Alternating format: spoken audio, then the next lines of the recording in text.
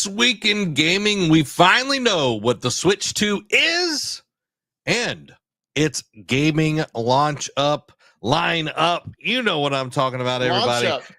Launch up, line up, y'all. Howdy, howdy, howdy. We hope y'all doing well because this is the NerdCave News, and I'm one of your hosts, Zach Dykes, joined by my good friend and co-host, Derek Daniel. How's it going?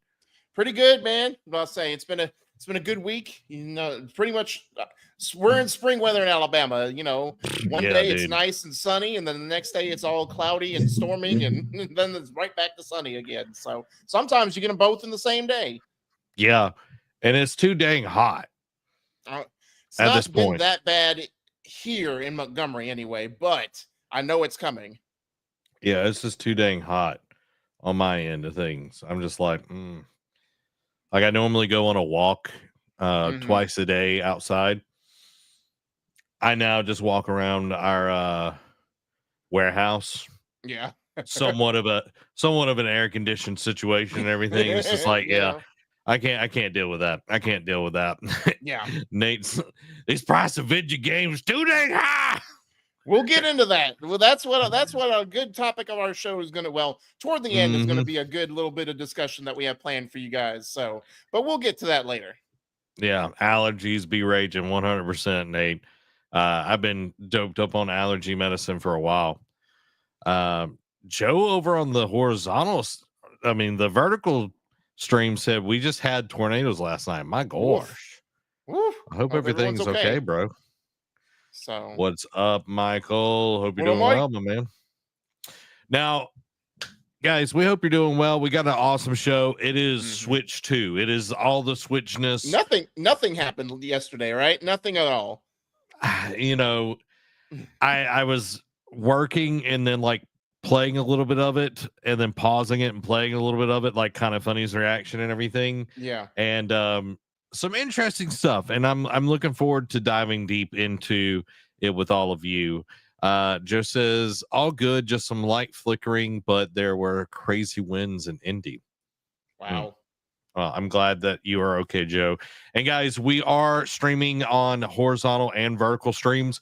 If you are watching the vertical stream, when we get to the video side of things where we're watching and reacting, you will miss it on the vertical stream. So if you want to see all the trailers and our reactions and everything, you'll definitely want to hop over at that point to it's only 5 trailers, so nothing. It's not going to be a whole night of videos, we promise. Yeah, we've got more discussions than anything. So I just want to kind of forewarn everybody before we get into it. So first and foremost, Derek, is our section that I love talking about. What you've been playing? So I've been playing a little bit of 2 different games this week. Got back into Avowed. You know, now that I finished the Iki Island DLC, I got back into Avowed. Progressed more of the main story. Did a bunch of side quests as well, but I progressed more of the main story. Got another new companion added to my list, which is going to be interesting. Now, I did come to my, and I should know this because I don't know how many companions you're going to end up with at the end of the game, obviously, but I know there's going to be a cap. But the fact that it doesn't let you pick more than 2 companions to come with you now, because I've got 3 total, I'm like, now I have to pick and choose. I'm like, well, I kind of don't know what I'm getting myself into, so I don't know how to balance my team. Like, thankfully, the third person that joined my party is more of like a support, like a healer, like a buffer. So I think she'll be more of a staple of my party.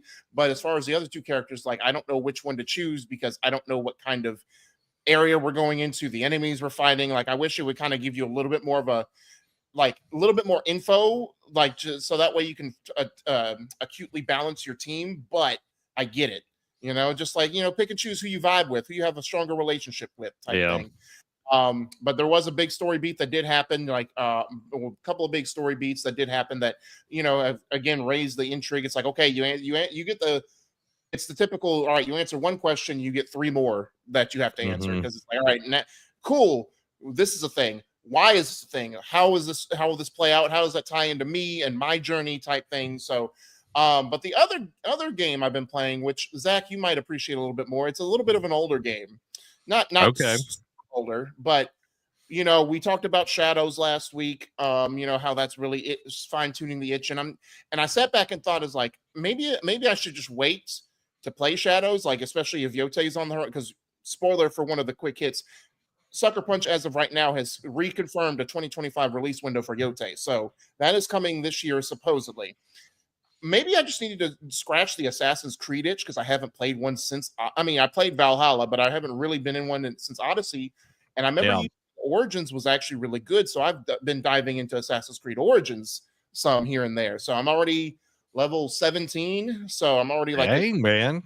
I've pretty much taken care of like the first, even though 2 of them were taken care of, or 3 of them were taken care of for me off screen. I've taken the bottom 5 targets, like the first 5 targets that you're tasked with, and now I'm on the next part of my journey. So, but it's really intriguing. There are parts of the map where it reminds me of Odyssey, like with the lushness and all that, but like it's actually a pretty beautiful world that you're in, because I know everyone's like, oh, Egypt's just sand. Well, yes, but it also has its beautiful areas as well. I like Bayek. I really like his dynamic. I like seeing more about his story. Really intrigues me to see what, if, how it plays out, because the 5th target you take out is like, am I the person that you think I am? Did I really do what you accuse me of? Now that raises a whole other thing. And now, you meet up with his wife. I'm wondering about her to an extent. But for right now, I'm just glad to be back with the love of my life. And of course the real world, it hasn't really, the real world in that one is just kind of basic feeling. I mean, and it's really ever since, like, I know 4 still played like an important factor because it was pretty much a postmus of, the trilogy, the Desmond story. Yeah. But the main story, like the real world story, hasn't really mattered since then, so yeah, I know it really didn't play a factor in Odyssey until the end, where it ties in, which just makes it a little weird, but it is what it is. But Origins so far, not really vibing with the real world story. But again, Egypt's a fun place. Like, I know this was the start of the whole RPG mechanic for Assassin's Creed. So seeing the, pun intended, origin of that, mechanic and all the loot is pretty fun. And actually, I think it's a little bit more simplified than they did with Odyssey.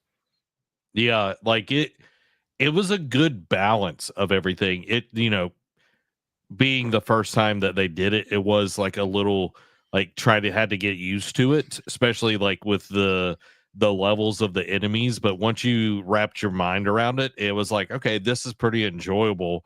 But I'm glad that you're playing it because it does have some really cool stuff. And the end game, even after you roll credits, like the DLC.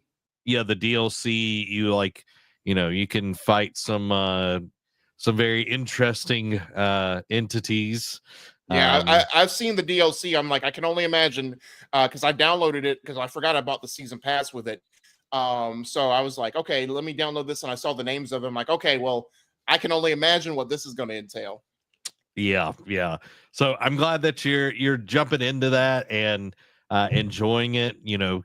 Kind of scratching the itch for an Assassin's Creed. But for me, I have literally only been playing solo leveling Arise. Of course you have.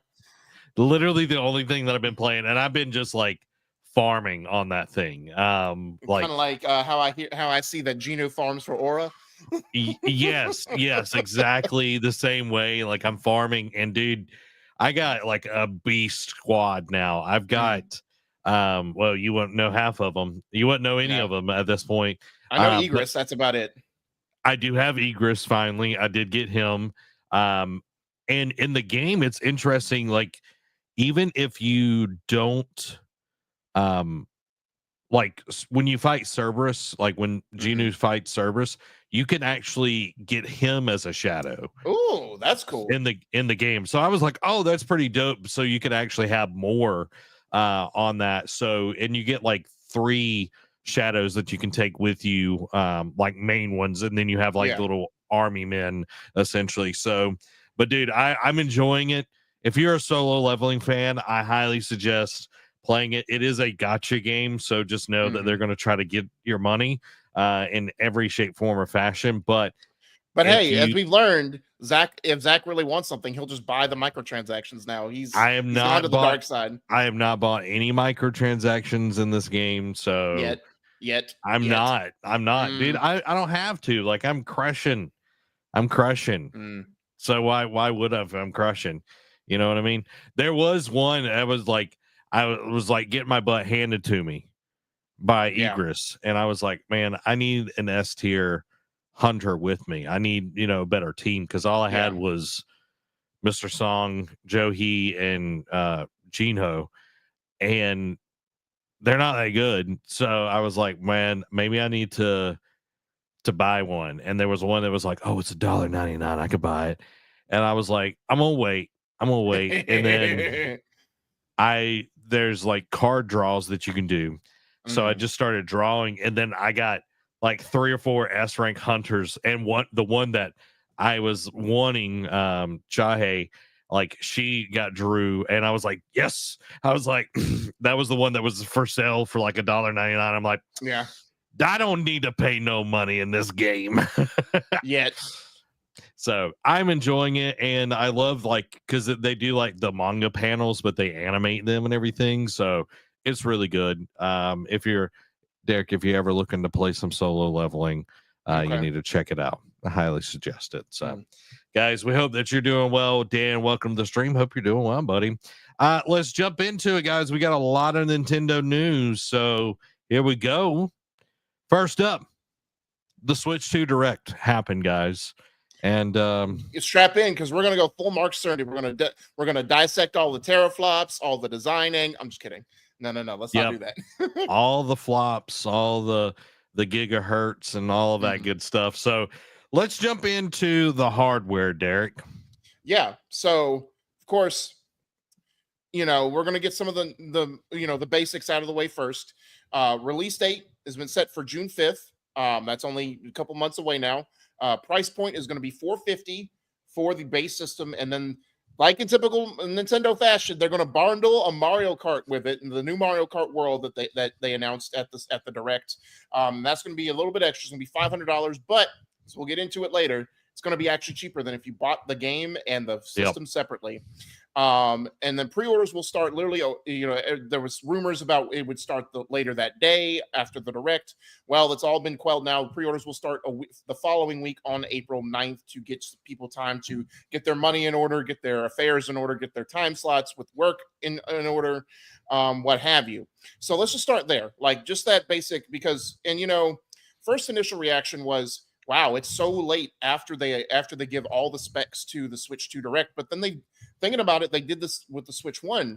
They did the full unveiling in January, and it was out in March. So, like, just starting there, like, do you think this is, when I ask you, is it good for Nintendo? Not just saying like it's a weird Nintendo decision to release it 2 months later, but is it better for Nintendo to announce something like the formula that works for it, announce something, then its releases soon, imminently, when we've seen like Microsoft and Sony, they announce it, a couple months go by, at like E3 Summer Game Fest, they do the full unveiling, and then 4 to 5, 6 months later, they actually release it to the market to build that anticipation. Do you think that is a much better strategy, or do you think that it just works for Nintendo because them being different?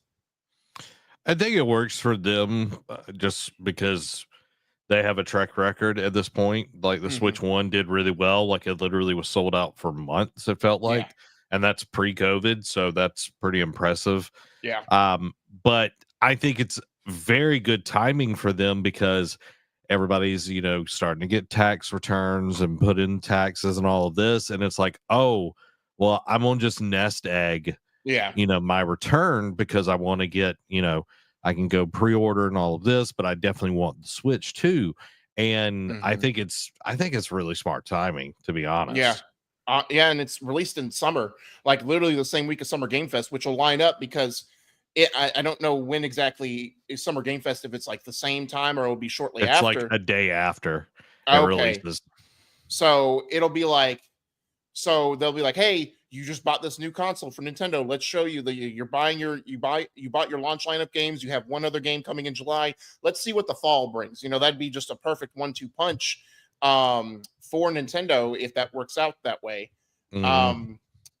Price, and again, I do think it works for Nintendo because, again, strike lightning, and hopefully lightning will strike twice. Again, it worked out for the Switch 1. And now it's like, hey, it did gangbusters. It was right in peak tax season. So now, like, now it's summer, people have had time to save up a little bit more because, so we'll get into a little later, things are a little pricier now. But now, and that leads to my next point, the price point. I don't remember who said it, but I think when we talked about it, like our initial thoughts, I think we both agreed like it couldn't be over 500, and now it is with that bundle. But regardless, just the console 450, which is I think what we talked about, like being an actual possibility, like that middle sweet spot where 400 seemed like it would be too cheap for what they're trying to do with the tech, but 500 like would be a little bit on the pricier side. Like we would justify it to an extent, but also it'd be a little bit pricier point, especially with the other consoles out on the market. But 450, I think, is that nice sweet spot for Nintendo. I know people are still out there saying it's a little bit more expensive, but because of the tech they put in to this, I think it's actually a perfect price point for Nintendo on this brand new hardware with all they're trying to do. Yeah, like I like seeing the whole presentation, seeing what is coming with the Switch 2, like the tech and all of that, but what games are going to be released on it. Like I know we had like speculated and there was rumors that, you know, Cyberpunk was going to be on it and Final Fantasy 7 remake, and then when the trailers started hitting, and the Elden Ring, I was like, okay, these are actually like, this is actually true. And like, this is in the realm of a Steam Deck. Yes. But, you know, like the bottom end of a Steam Deck, because it has, you know, with the it storage has and limitations. everything. Yeah. So, but to me, I'm like, okay, this is pretty dope, you know, and I do feel like 450 is pretty on par. Let's just be honest. Yeah. So, of course, let's get into the actual specs of it. You know, the battery life, you know, the resolution, the storage, and more. Of course, the Switch 2 introduced several notable enhancements over its predecessor. Of course, the display is now a 7.9-inch screen, LCD screen, downgrade from the OLED, but you know, they put out an article saying why they decided to go with it, because they fought with it for a long time. They did put out an article saying why they decided to go for an LCD screen over OLED. I'm of the belief that give it a couple years, 2, 3, 4 years down the road, they'll put out an OLED model just like they did with the original Switch. But the bigger screen, like I think the original Switch was like 6.1, 6.2. So bigger screen with a 1080p resolution, supporting HDR10 and VR variable refresh rate and up to 120 hertz. When it's docked, it can output games in 4K resolution at 60 frames per second or 1080p/1440p up to 120 frames per second, enabled by a custom NVIDIA processor. Battery life, it's equipped with a lithium-ion battery, offering approximately anywhere. It's ballpark. It's going to range from, you know, what mode you're in to the game resolution, the output of it, that yada yada yada. But it's going to average anywhere from 2 to 6.5 hours of gameplay with a recharge time of about 3 hours in sleep mode. The storage is going to be the big one because, you know, for those who remembered, the original Switch came with 32 gigabytes, which at that point was pretty big. But now it's going to be a 256 gig internal storage with an expandable micro SD express cards. So that is the only caveat with that, is you can't just pop in your SD cards that you've accumulated on your regular Switch. You have to buy a new line of SD cards that will be able to run and optimize the games for Switch 2 the way they're supposed to be. Go ahead. With that, I'm curious because like shooting video and all of that, like express micro SD cards is what I would use. Like they're just like reading faster and everything. I'm wondering if that's going to be possible, or are they going to play a PS Vita where you have to use their cards? Because that's what it kind of sounded like a little bit. Yeah. You know, so hopefully they don't go that route, because, you know, like nobody was happy about that. I know. For Vita. And that's why the Vita memory cards were insanely overpriced. Yes. Dimensions and weight. Measures approximately 4.5 inches tall, 10.7 inches wide, and 0.55 inches thick, with Joy-Con 2 attached, weighing at around 0.88 pounds with Joy-Con 2 and 1.18 pounds with them attached. So of course, then the Joy-Con 2 controllers attach magnetically and include a new C button dedicated to the game chat feature, which we'll probably get into here in a little bit, facilitating real-time voice and video communication. And of course, there's backwards compatibility, supports most existing Switch games, with some titles offering enhanced performance through updates, which we'll also get to that a little later. And of course, it says these advancements aim to improve a more immersive and versatile gaming experience for users.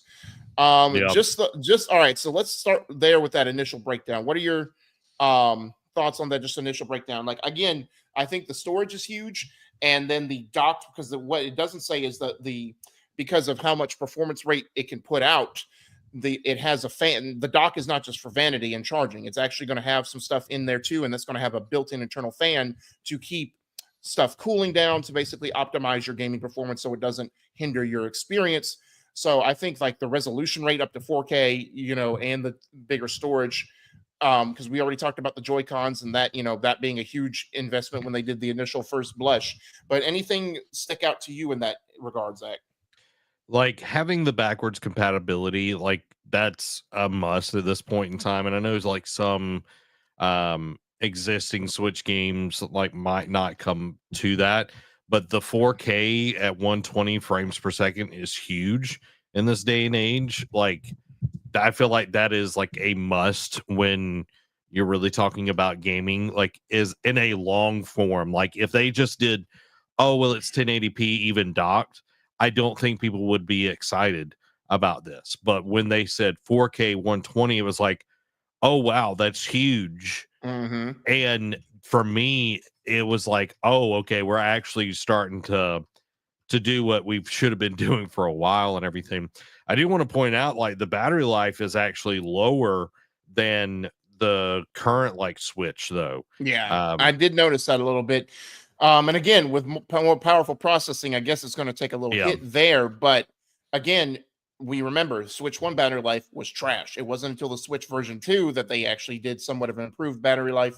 And I know it improved slightly more with the OLED. So again, it's like with any mid-gen refreshes, it's gonna that's gonna come with more improvements over time. I know everyone's like, well, it doesn't now. Why can't you just It's a whole new hurdle once you include new tech, new devices, all that jazz. Yeah, and like, even with the Switch deck and everything, like, I know that like, I can play like maybe an hour or two on it, like, but I got like brightness all the way up and all of that, and I'm playing some pretty hefty games. So like, it being there, I'm totally fine with it. So I am excited about the specs that they did give us on this, but I am looking forward to seeing what the games are actually going to look like as well. Well, we'll get into some of that later on. So the next part, of course, that I brought that I thought was interesting is Nintendo confirms the Switch 2 uses DLSS ray tracing, but is being super vague about the details. So Nintendo has confirmed that the Switch 2 will feature DLSS upscaling and ray tracing powered by a custom NVIDIA processor, though specific technical details remain scarce. During a Q&A session, Nintendo emphasized that these technologies give developers flexibility. DLSS can upscale visuals to 4K when docked, and ray tracing is supported but optional depending on the game. However, Nintendo is staying tight-lipped on GPU specs, preferring to focus on user experience rather than technical deep dives. NVIDIA may release more hardware details later. And a patent from 2023 suggests that the console might use AI upscaling to keep game files small while still supporting high-quality 4K textures, similar to DLSS or Sony's PSSR.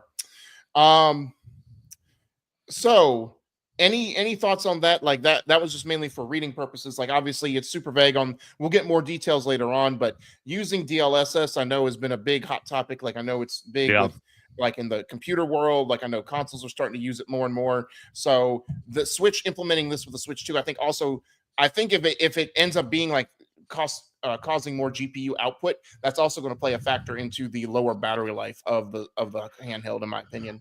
What's nice is, like, having used the Steam Deck and everything, the upscaling and everything is not really pulling from the GPU and everything. It's like AI devil magic. I have no idea what it is.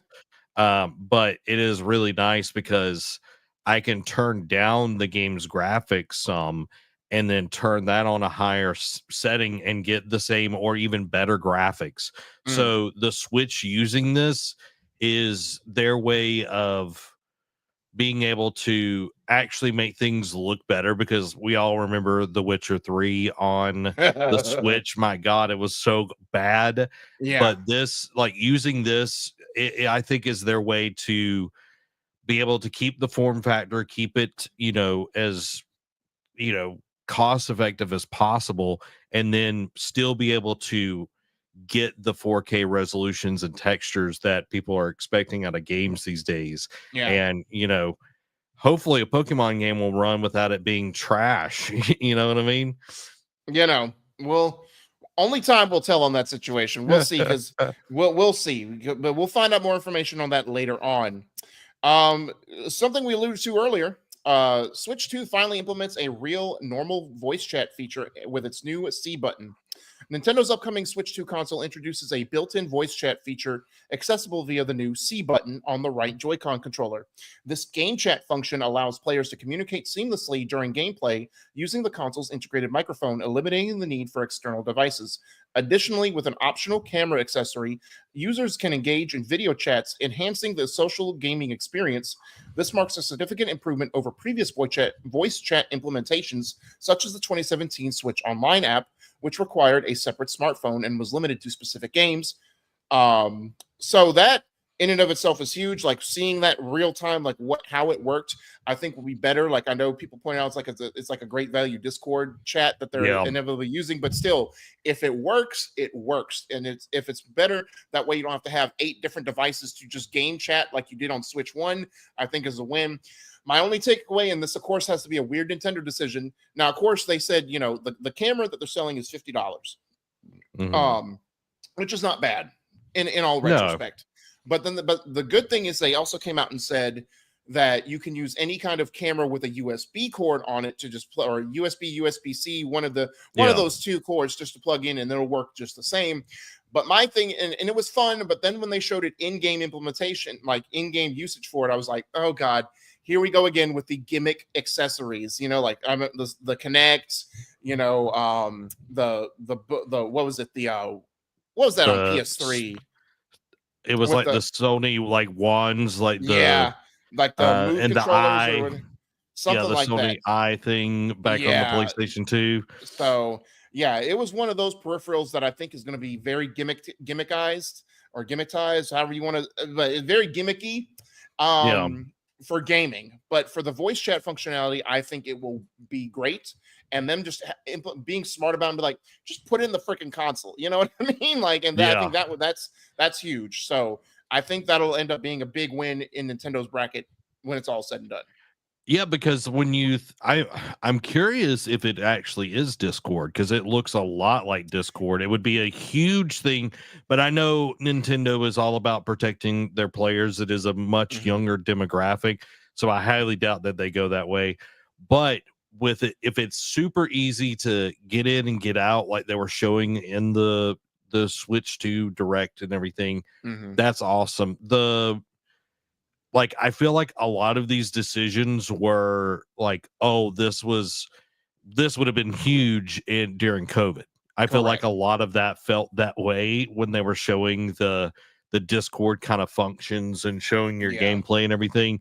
And it's like, yeah, this is stuff that we've had for a while, but I'm glad that they're adding that. And like, I like that they're letting you use your own cameras. Like if you already have a webcam or something, like the way you were saying it, using a USB-C, I literally could use my camera right now and plug it straight into that and get some killer looking camera in there. But the game chat, I think, is something that was needed really, really bad. Oh, for sure. Because my God, you had to get on Discord, or you had to call somebody on their phone. It's like nobody's going to want to do that, and now they've made it much, much simpler. So good on them. Again, that's of course, like as you'll see throughout this whole discussion, there was very much some weird Nintendo decisions, but definitely like when you weed through that minutia, there's a lot of good stuff that Nintendo did that showed off during this thing. Next thing, we're going to talk to the, of course, the functionality of the Joy-Cons. Like the biggest thing that came up, of course, the magnetized, is magnetized. It has that mouse functionality like they showed off in the original First Blush. But now, of course, they did a Q&A after. And of course, one of the biggest hot topics is, well, what about stick drift? Like, that ran rampant during the Switch 1 era. It kind of improved with the version 2, but not by much. I know when it first came out, it was just god awful. Basically, so let's get into that kind of thing. Nintendo has acknowledged the widespread concern regarding Joy-Con stick drift in the original Switch and has made efforts to address it in the upcoming Switch 2. The new Joy-Con 2 controllers have been redesigned from the ground up, featuring larger and more durable analog sticks with smoother movement. While these statements indicate improvements, Nintendo has not confirmed whether the new controllers utilize Hall effect sensors, a technology known to prevent drift issues. Therefore, while Nintendo suggests that the Joy-Con 2 controllers are designed to mitigate previous issues, the effectiveness of these improvements remains to be seen until the Switch 2 is released and tested by users. So again, I don't remember. I never had a Switch. I know Zach, he had to step away for just a brief moment. I'll get his thoughts on it in soon. Because he had a Switch. He experienced stick drift. It was mainly in the left Joy-Con, if memory serves. But this is good, like them coming out and addressing like the big issues and the known issues, especially using, I know they're slightly bigger, they're more improved, they have more tech in them, Joy-Con 2s, but the fact of the matter remains, it still might be an issue because of the structure of the Joy-Con. But saying that they used, built it from the ground up, featuring larger, more durable analog sticks with smoother movement, I think will deter it. I still think, in my opinion, will stick drift still be an issue? I think it will be, but I don't think it'll be as rampant as during the Switch 1 era, where like after a month or so of playing it, you had to get a new Joy-Con or send it in to Nintendo to fix it, or they'll just send you a whole new Joy-Con altogether. I still think it will be an issue because, of course, nothing's perfect at launch. You're going to get those ones that, slip past bugging tests and all that get packaged in separately, and you'll get it and you're like, oh, it's already acting up, blah, that kind of rigmarole. But also I think it was just, I don't know if it was really necessarily durability. I just think it was like, because I know like the gyro and like how much you used like it for like the games you were playing. Maybe it is end up being more a durability issue, but I think it was just the functionality of it. I just think it was something that they didn't immensely test post-launch or during the Q&A or the R&D, that's a better, during the R&D period, I don't think they did immense testing as they should. So, but it is huge that they are addressing that and that they have that in mind going forward. Let's just hope that it sticks to landing and they have fewer issues than they did before. Let's get into the next one real quick, and I'll backtrack and ask Zach about that. Switch 2's new game share feature lets you temporarily play games with other people. I know last week's Direct for the Switch 1, they talked about game sharing and the whole game card and the share and like, loaning it out, the rental service, essentially, if you will. But this one it seems like it's going to be a little bit different for the Switch 2. It seems like more like what the other version of game sharing on Switch 1 is going to be. Nintendo's upcoming Switch 2 console introduces a new game share feature, allowing users to temporarily share their games with others. This feature enables local gameplay on up to 3 additional systems, including the original Nintendo Switch, using a single copy of a game. Additionally, game share supports online play with other Switch 2 systems for compatible titles such as Captain Toad Treasure Tracker, Super Mario 3D World, Super Mario Odyssey, Big Brain Academy, and Clubhouse Games 51 Worldwide Classics. However, exclusive games for the Switch 2 can only be shared among Switch 2 systems, which that makes sense, because it's like, why would you be able to share Switch 2 games on the Switch 1? It's not really the same. It's not really, because it's not like Overwatch 2, where it's like, oh, Overwatch 1 players can do this, or Overwatch 1 players can get all the same features that Overwatch 2 has without having to own the game. It's not really the same thing. but it makes sense because it's like, why would you go further back? Because these games aren't optimized for the Switch 1. It's optimized for the Switch 2, which has more powerful resolution, as we talked about it, and all the other things. The up to three other people is intriguing because I know Sony, when they originally did it for the PS4, I forget how many. I don't know if it was around the same amount, but I know it was more than one other person you could game share with. But then they changed that because they realized how many sales they were missing out on. Now, Nintendo, they really never lower the price of their games. I know on Switch 1, they've been better about doing digital discounts and in-store discounts, like for holidays and just because type thing. So to be more consumer friendly and be more mindful of people, with kids that are trying to look for something to occupy their interest or just give them something to do. However, I do wonder if that will change after a while. Like, it's like, oh, you can share with up to 3 other people, but then it changes. Like, it's like, oh, you can only share with one other person. But I guess that'll also depend on how the scare, like, we'll get into, I'll mention about the pre-orders here in a minute. That'll depend on how bad scalpers are running rampant.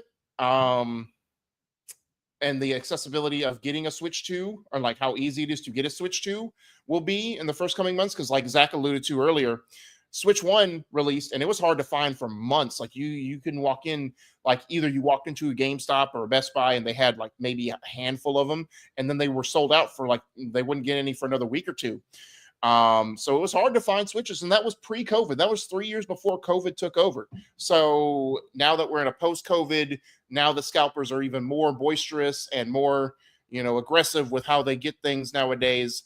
How will that play into a factor when it comes to the online play? That's the only thing I could think of that we'll see.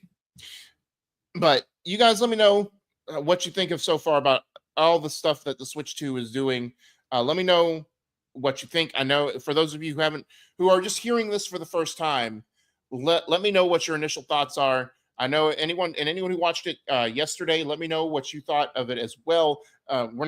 We'll get into the game price point later on in the show, like that. We're just talking about the tech aspect of it right now. So just let me know what you think about the hardware, the tech, all that kind of fun stuff. Dan says Dan to Dan season 2 premiere. Oh, so they finally gave it a date, July 3rd. Wow, that's good. That's pretty good. I like that. Can't wait. That show was so good. That show ended on a cliffhanger. Can't wait to get back into that world. And you gotta imagine Kaiju number 8 season 2 will premiere around the same time as that. I know. Oh, what is it? Black Butler's airing this weekend. What else? There's another one that's airing like tomorrow, and I can't remember for the life of me what it was. Anyway, that's beside the point. This is not an anime show, guys. This is a video game show, and this is why you're here.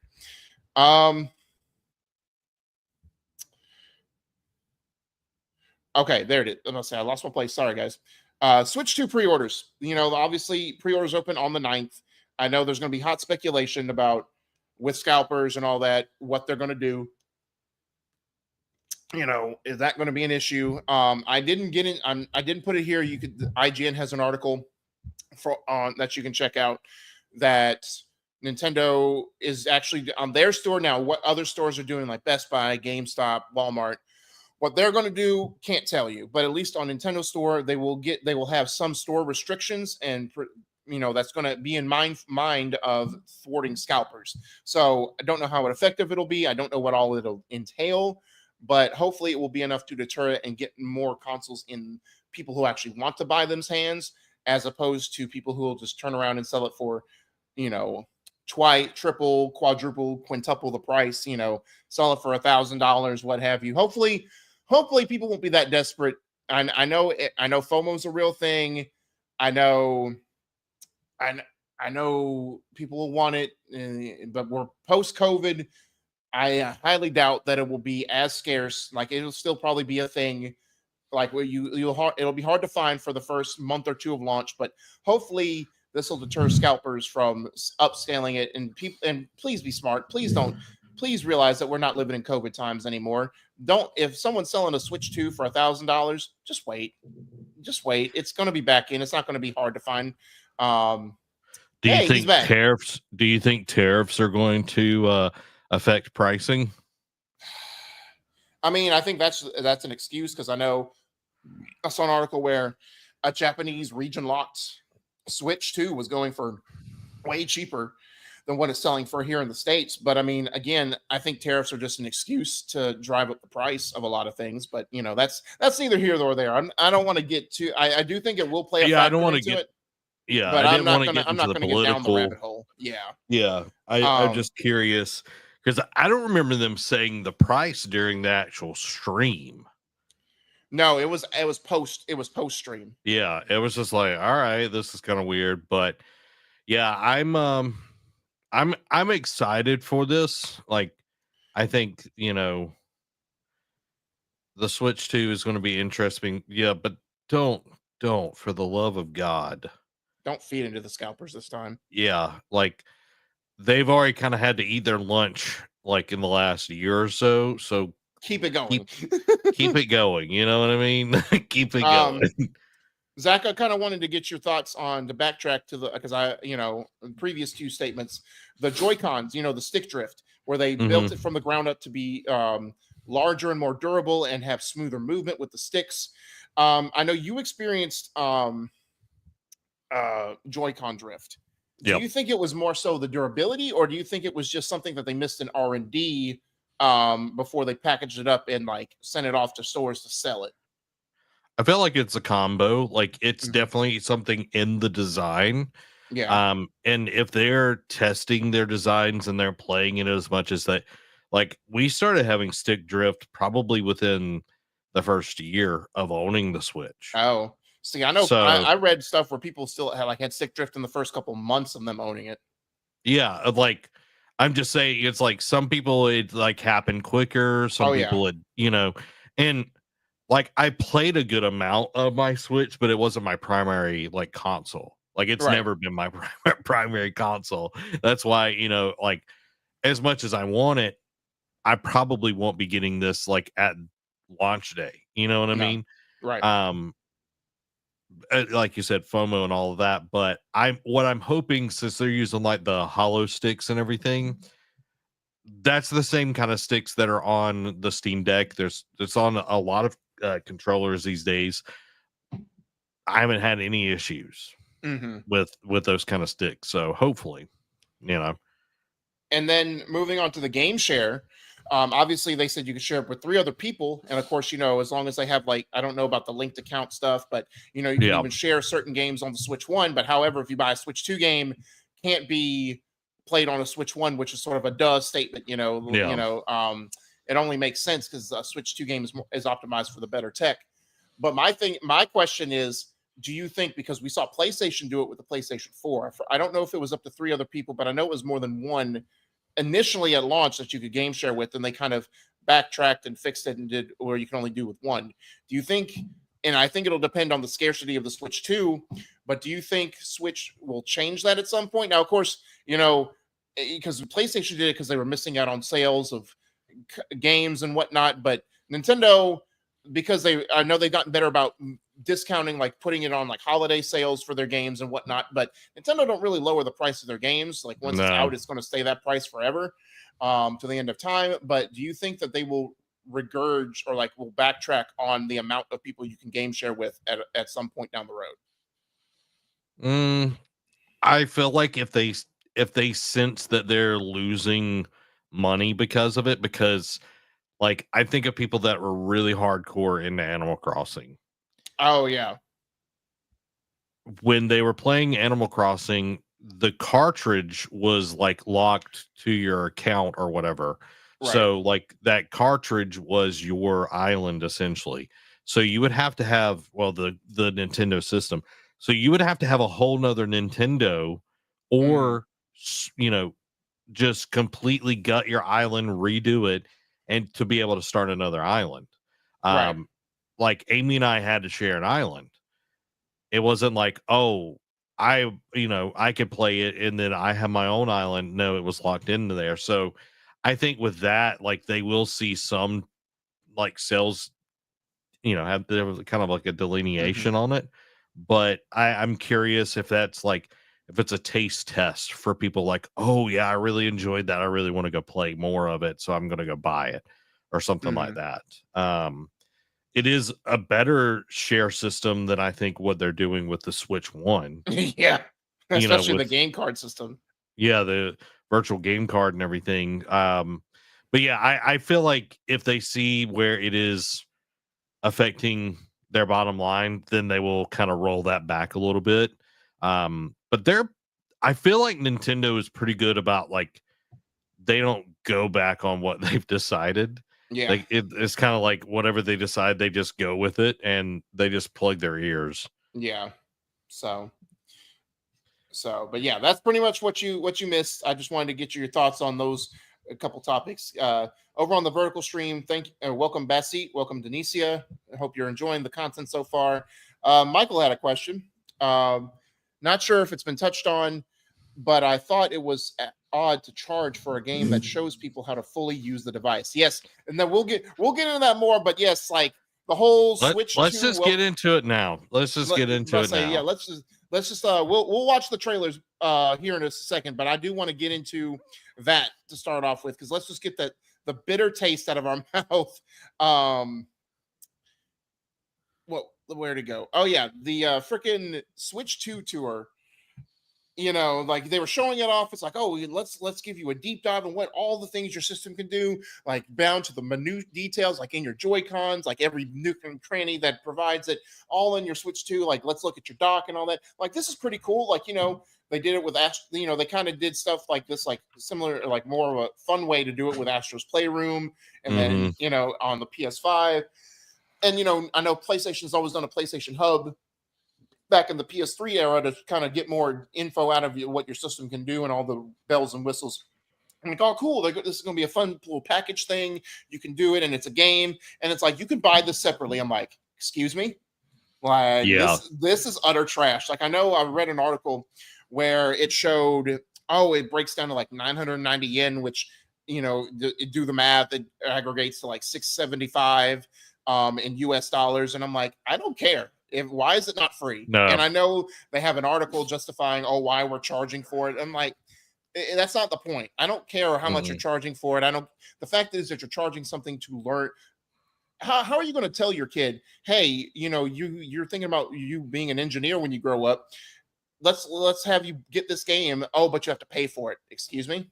Why can't I just learn about it? I mean, I go to school to learn about stuff. Why do I have to? And I already get charged an arm and a leg out the wazoo for that. Why do I have to get paid at home to have fun time? You know?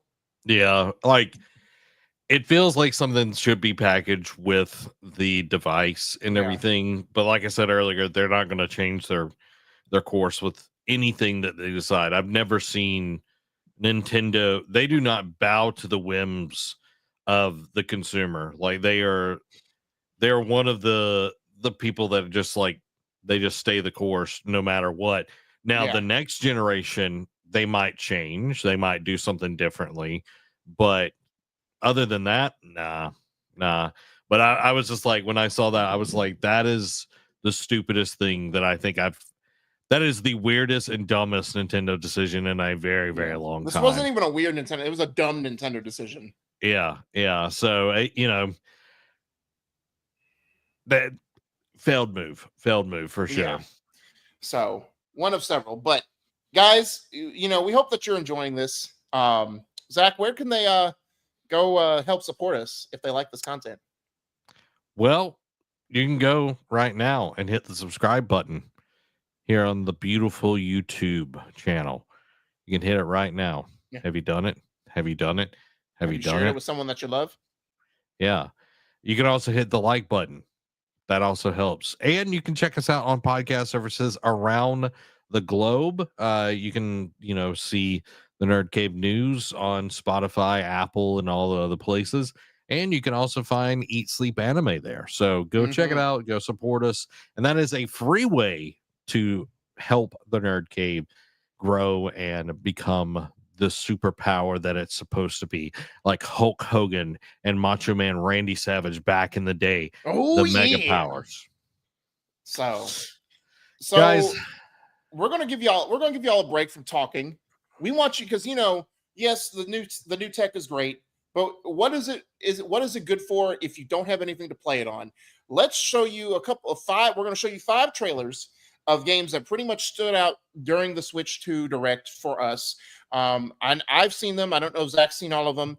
Mm-hmm. Excuse me. Bless you. Thank you. But we're going to get our first reaction to this and just let's just see what the future of Switch 2 holds.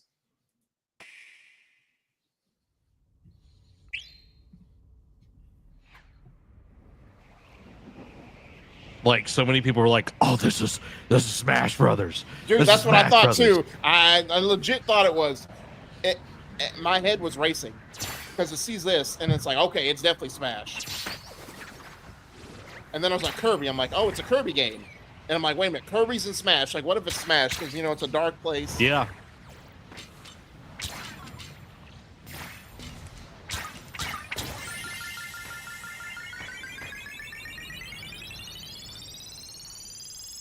And then we get that. And I'm like, what is going on here? Right. It felt very Astrobot. Very much.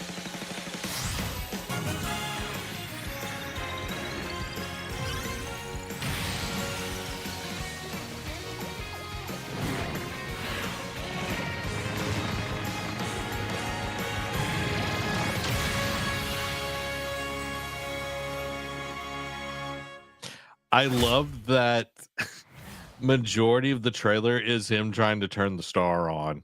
Right. And this was, I think, the bigger story. Yeah. So, of course, coming this year, that was Kirby Air Riders. Not only, so the big thing is not the fact that it's a new Kirby entry and it's a Kirby racing game, because we haven't really had a racing game, at least in the Kirby genre. In a long time, because I know like the last non-Mario Kart racing game was like Donkey Kong, like Diddy Kong Racing or whatever it was. There's probably one before that like first party anyway. I'm sure there was like a third party imitation, but first party wise, we haven't really had like a non-Mario Kart racing game in a long time. 2003 on the GameCube was Kirby Air Ride. Wow. So this is basically a spiritual successor. Yeah. But I think the bigger story is Masahiro Sakurai, which, as we said earlier, is the director of Smash Brothers. When everyone saw that, I was like, so that's where the tease came in. It's like, hey, it's still the director of Smash Brothers. It may not be the Smash Brothers game, but it's the guy who made Smash Brothers. Yeah. What do you think is the more intriguing part? The fact that it's Masahiro or Sakurai is doing this type of like a Kirby game, or the fact that he's like branching out and just doing a racing stuff? Like, all he's ever done is Smash Brothers. Like, that's been his thing for ever and ever since the Nintendo has been in inception. But the fact that he's branching out, doing a different genre altogether, I think is huge as well. I think it's big, and I'm glad for him. Sometimes you need to go do something different and experience something new. So if he comes back to Smash, which I'm sure they're going to want another Smash, but he comes back to Smash, he's rejuvenated. He doesn't feel like, oh my God, because we all have parts of our jobs that you're just like, man, I really don't want to do that. Like, even if you enjoy everything else about your job, eventually it gets old after a while of doing the same thing over and over. And he's been doing it for a very long time. So I think the running joke was like, now I can rest, Yeah. It's like, so I think this is great. It's kind of weird that we're getting two kart-ish racers from the same year.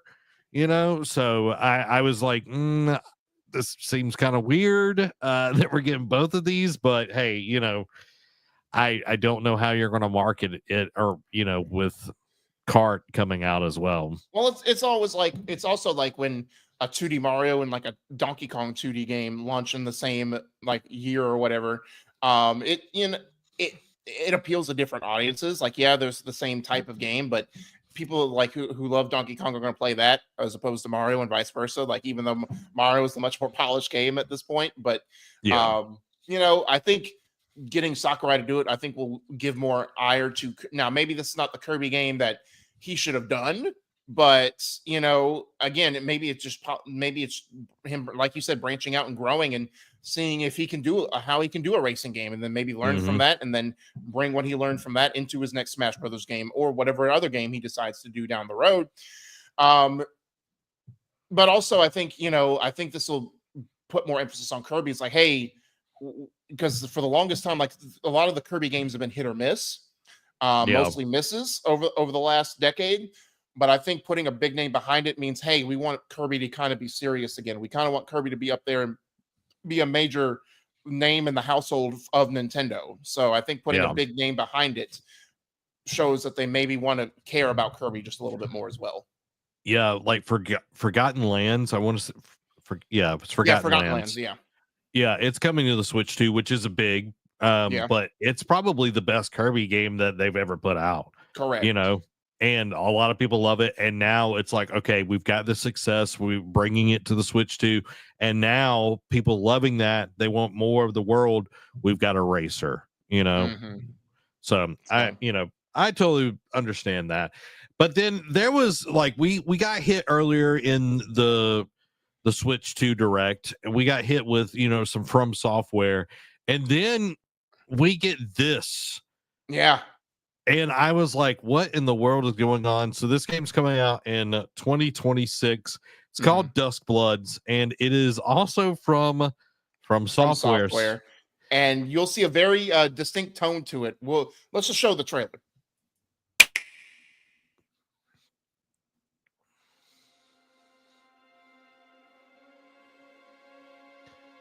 It looks like his brain is like hanging out. And at first when I saw this, I thought it was going to be Castlevania. Yeah, same. I give you my blood. That, or they were going to do a 3D action Ritual of the Night. I give you, dude, that would be so dope. My life. Symphony of the Night. Turn. No, it was that spiritual successor, like that 2D. Oh yeah. I was thinking Symphony. Bloodstained, sorry. Yeah. To a night of moonlight. To humanity. How did she put that tattoo on him? All she had was his hand. So I didn't see no needle. And they show that like it's supposed to mean something. Like, I'm like, is this something significant? Like, I don't get it. Yeah, it's like, Especially like the emphasis they put on there for like a good 10 seconds. But dude, when that popped, I was like, holy crap. And this looks like London here. Right. And then it also looks like Final Fantasy with that train. Correct. But then it's like, is it Castlevania? Because you see that and you're just like, what's going on here?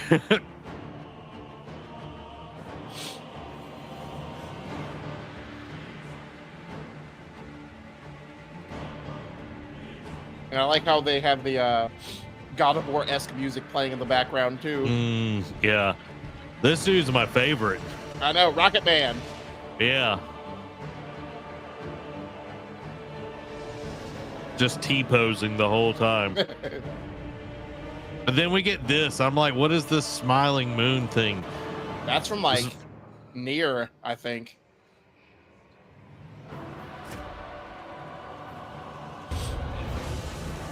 He hungry. He hungry. So like, I'm feeling like it's very like Bloodborne-esque. Yeah, but it's like your main character is a vampire. Oh yeah. Close your eyes and contemplate now the moon, as befits the soon to depart. I pray that you are the guns, carrier of blood. That's very Elden Ring-esque. Yeah. T-Rex. And he can turn into a T-Rex, everybody.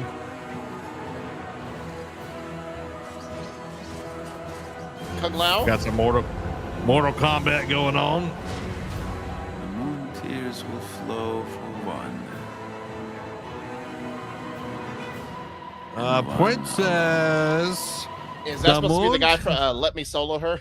That's what it felt like. But that voice right there, like it literally felt like Princess. Like, I want to hear it one more time. The moon tears will flow for one, and one alone. Princess, the moon tears will flow for one. My princess. If you don't know what I'm talking about, you're apparently not on the brain rot side of TikTok. So, it is what it is. Derek, what did you think about Dust Bloods? So very cool. I think very unique. Obviously, From Software is just, we've been waiting for them to do like an exclusive type deal with somebody because they haven't done one since they did Bloodborne with Sony back in 2015. And to do it with Nintendo, I think is huge. And meanwhile, Microsoft's like, "Where's our deal?" Like, to which they had exclusive E3s where they showed off Dark Souls 3 for the first time or Elden Ring for the first time. They got exclusive reveals, but they never got an exclusive game per se. But this is huge. I think it's a bigger get for Nintendo to get a From Software game off the cusp of just winning like a couple of years ago Game of the Year. You know what I mean? And that's from a studio that's won multiple Game of the Years, and their games have been nominated almost pretty much every year that they've released. At least. Well, Shadow of the Erdtree was nominated last year for Game of the Year. That's my point. Like, ever since Dark Souls 3, it feels like every game that they put out is nominated in the final 6 of Game of the Year category. So I think it's a huge get. It's it evokes very much a blend of Castlevania and Bloodborne, I think. And meanwhile, Bloodborne fans are beside themselves. It's like, where's Bloodborne 2? Bloodborne Remastered or whatever it is, My Switch 2, and again, the big get is it's From Software exclusively on the Switch 2. Like you said, it won't be till next year. I think it's the only future game that we saw in this direct, at least for now. Obviously, Summer Game Fest is in a couple months, so we'll see more. We'll get more games announced, but it coming next year, and it's them getting a Souls-like game because it's not the first. It's like you also alluded to. We'll get to it here in a minute. It's not the only From Software game coming to the Nintendo system. It's just the first new game that they're going to be putting on a Nintendo console in a very long time. So a huge get. I think it looks fantastic. I think it's going to be. I think it'll, if anything, depending on when it comes out in 2026, it's going to definitely move Switch 2 units for sure. Oh yeah, I'm very interested to see how much Nintendo paid From Software to have exclusive rights to it, because we saw how huge Elden Ring was for them. And, now with like the multiplayer Elden Ring, I can't remember, Night Rain or something like that going on. I'm wondering, like, there's hints and rumors that this might be a multiplayer thing too. I'm not 1,000% sure, but I know one way or another, this is going to sell Switches. Like, people are like the From Software, like hardcore people are going to be going after it like big, and it's not a timed exclusive either. Okay, see, I didn't hear that. I just assumed it was going to be like a timed exclusive eventually and come to the other consoles, but that's huge. That is huge. From what I've seen, it is not a timed exclusive. So this is going to be. It was legitimately a Bloodborne. Like, it'll only be on that console. Yeah. So that is huge. Huge. The biggest. Guys, next, I was like so stoked to see this, Derek. Yeah. And then when it showed the gameplay, I was like, okay. I was like, well, we'll get into it, but I thought didn't you play the first one or no? No, I didn't play the first one. I wanted to, but I was like, oh, awesome. Because we're talking about the new Hyrule Warriors Age of Imprisonment. When they first showed it, like, it's Koei Tecmo who does the Dynasty Warriors games. This is basically Zelda Warriors, essentially. Yeah, I was like, oh my gosh, they're going to make a like full blown like Zelda game. Like, we got Echoes of Wisdom this past year, but now we're getting like.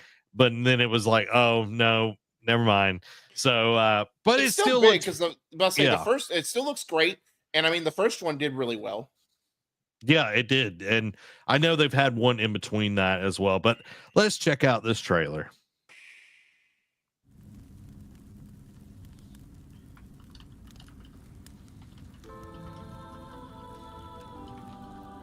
When when the Zonai, who descended from the heavens, joined hands with the Hylians, who dwelled on the surface.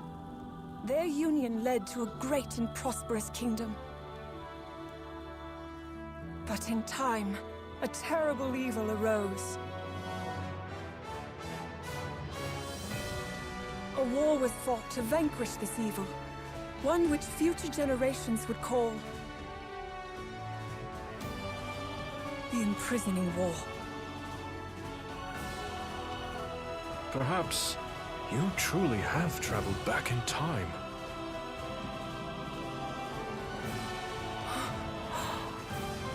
So that's Hyrule Castle? Then that must mean this really is the past.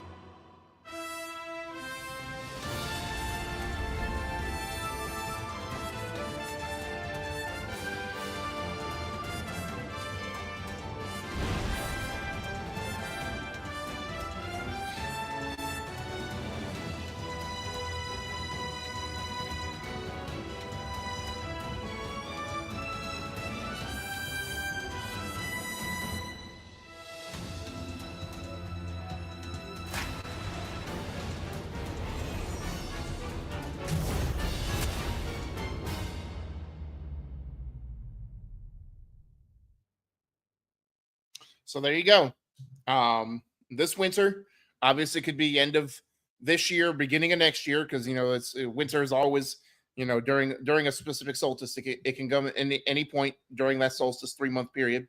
But yeah, new Hyrule Warriors. Like I knew from that first image, I'm like, this looks like Zelda. And then they showed it. I'm like, okay, is this Zelda Warriors? Or like whatever they call, I forget what it was called.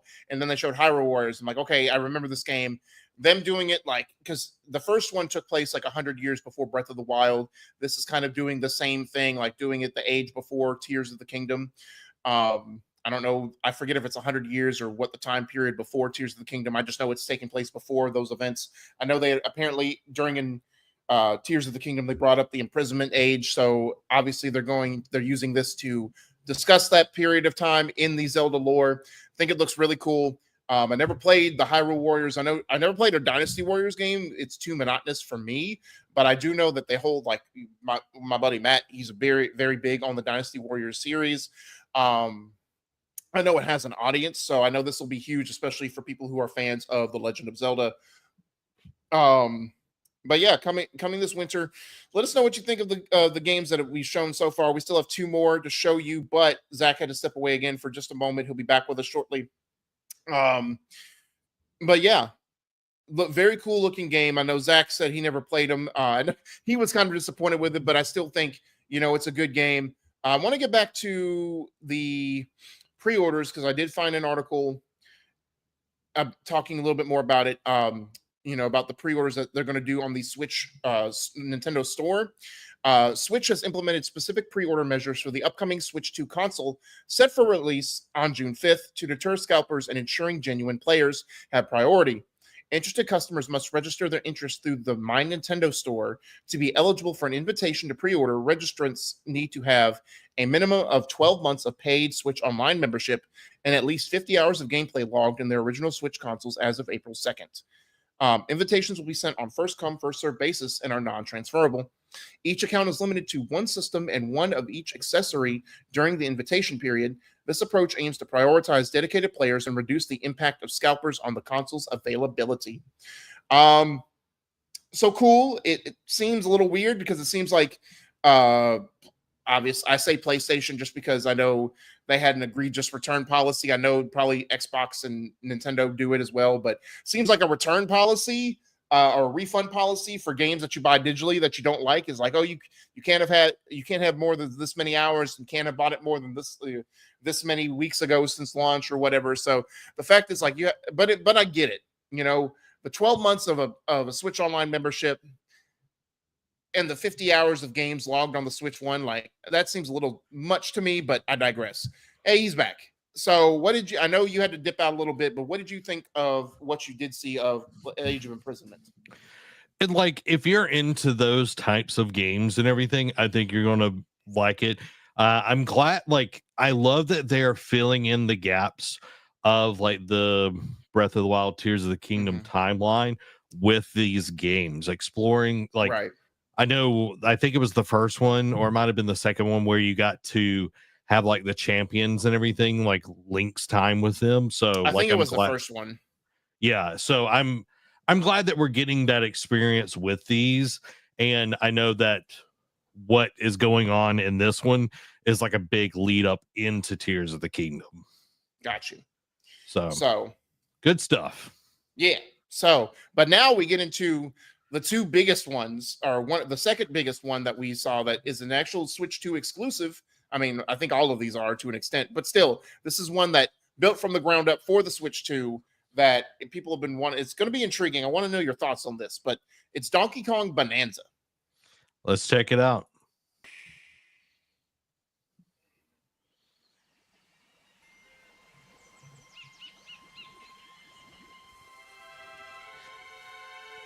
Does look good. It does. Very inspired by Mario Odyssey, if you can't tell. Mm-hmm. Like when it first started, I was like, please, Odyssey 2. Odyssey 2. But I then thought it that was like, too. there's too many monkeys. Calm down, And then- Frieza.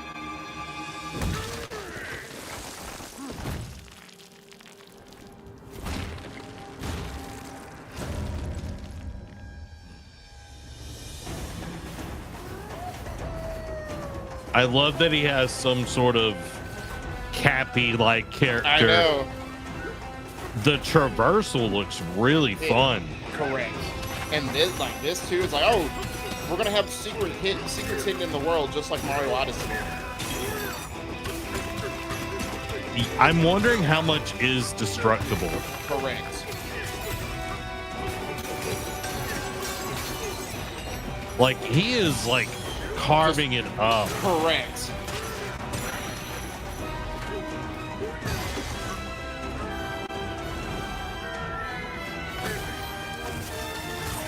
That's cool. Like riding the stone. Yeah. The And then it 2D goes 2D, side. yeah. Just like Mario.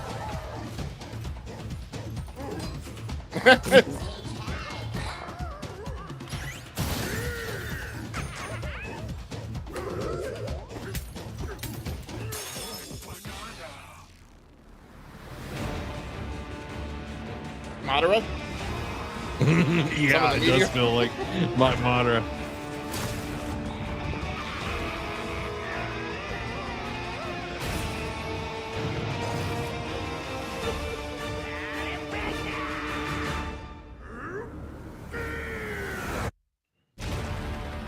Detroit Smash?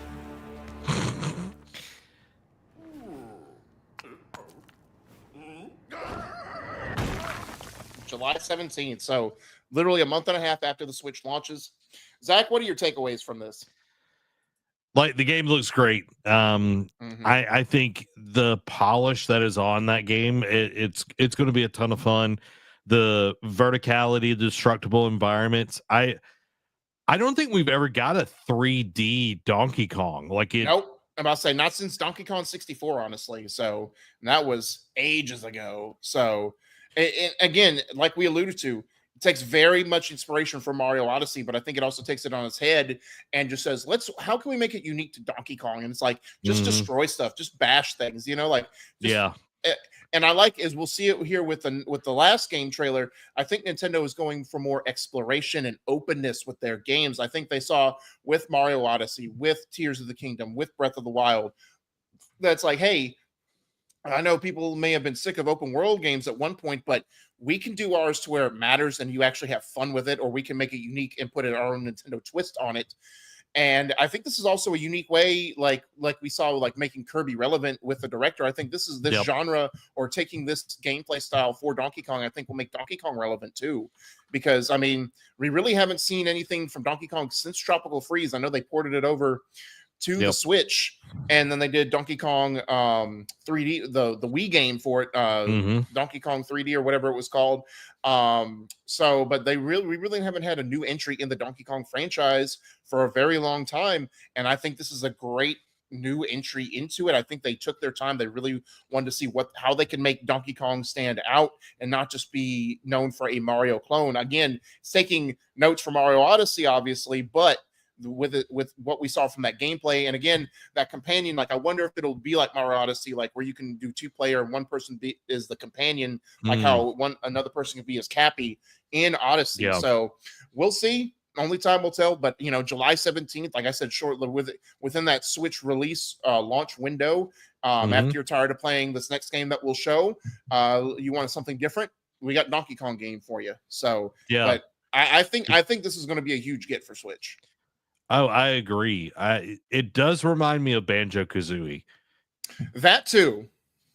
Just the look of it. You've got like the bigger character and all of that. But I am super excited about it. But I think I'm pretty sure this was like opening of the Direct once they got past kind of like the hardware side of things. Was Mario Kart was pretty early on. No, it actually kicked off. They opened up the Direct with this. Okay, that's right. World life and all of that, but Mario Kart World kicked off the Direct, and let's just take a look at it because it's got some stuff, y'all. Yeah.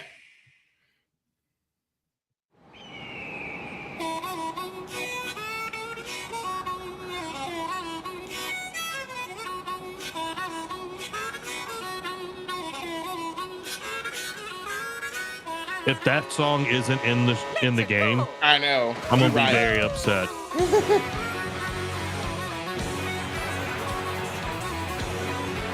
This is huge too, because they said it's gonna be up to 24 racers. Yeah, which is crazy. Right.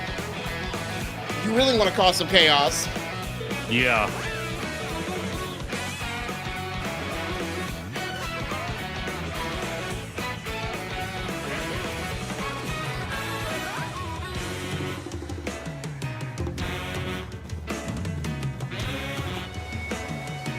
That's cool. Like the racetracks look so good. Oh, they do.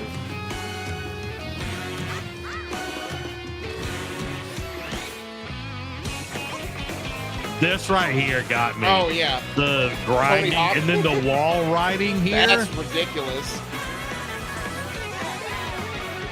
Oh.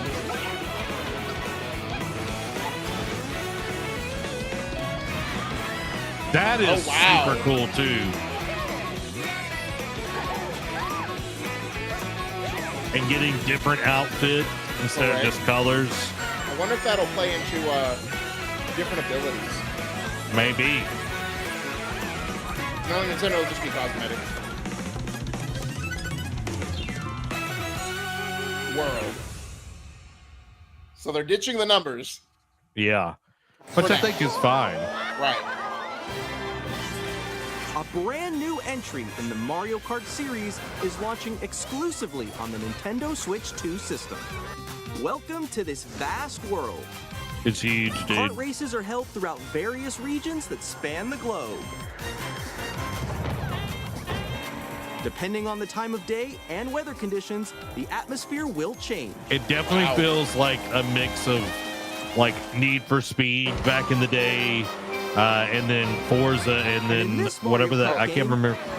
The Horizon, Forza Horizon. You can go off the racetrack and drive virtually that was huge when they said that. I'm like, oh, they're Forza Horizoning this. In the classic Grand Prix, race through 4 courses in a bid for first place. But don't sleep at the wheel. You'll also drive to the next course as part of the competition. With 24 drivers in each race, the most in series history, the competition is gearing up. I love that Bowser literally has like exhaust pipes out of his back. Race non-stop from one corner of the world to another.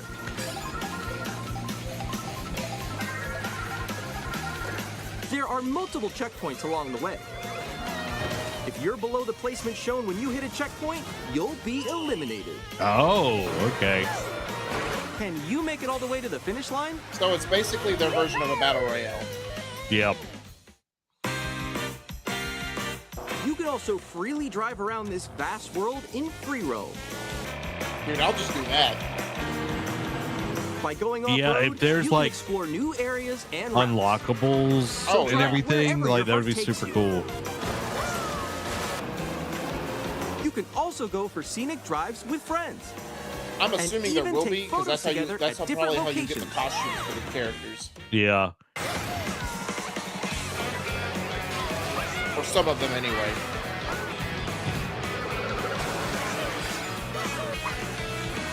A brand new race across the entire world starts here. Mario Kart World! The game launches on the same day as Nintendo Switch Launch 2. title for the Switch 2. More details about this title will be shared in an upcoming Mario Kart World So, Direct. 2 weeks So from be now. on the lookout for more information in the future. So we know what one of the topics will be for 2 weeks from now. Yep. So what are your, because I kind of expounded upon my joys for this. What are your thoughts, Zach, on the game?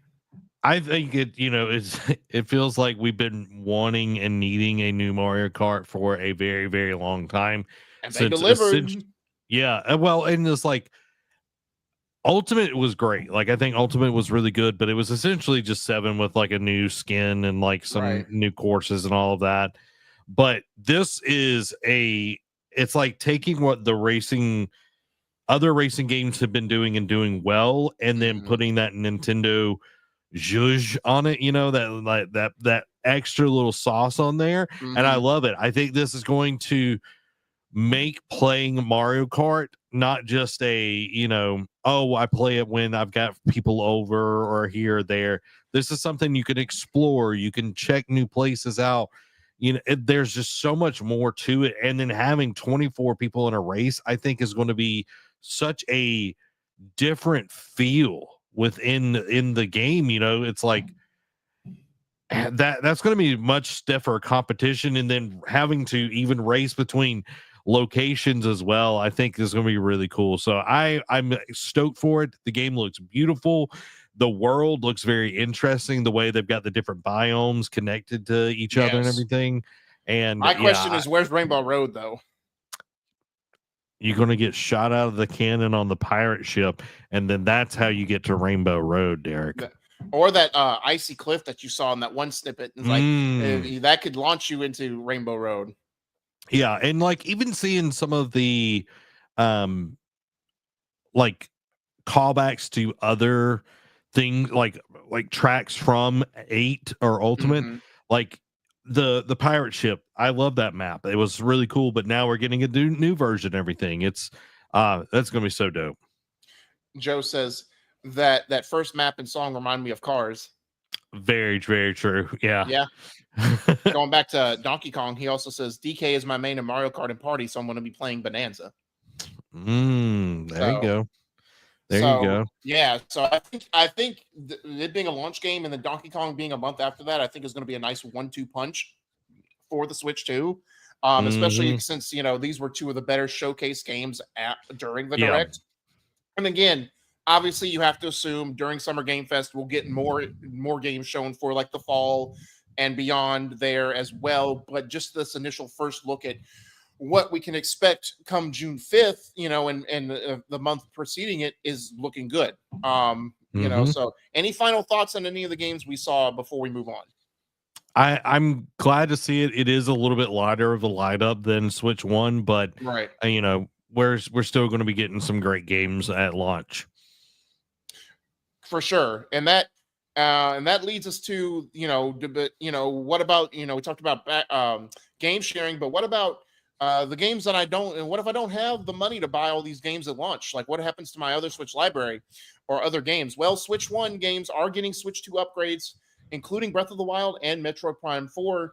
Obviously, there's also going to be, Tears of the Kingdom, Mario Party Jamboree, and it's not just going to be like, this is going to be essentially their remasters type thing where they like how Sony does it with their remasters, like for Last of Us Parts 1 and 2, Days Gone, all that jazz, where they get it, but you also get extra stuff on now. The Mario Party Jamboree add-on with the whole camera, that whole tchotchke stick, I don't care for, but obviously some of the stuff that like it'll be enhancements for the most part, but you can't. A lot of the games that mainly Nintendo games, exclusive games, will be able playable on the Switch 2.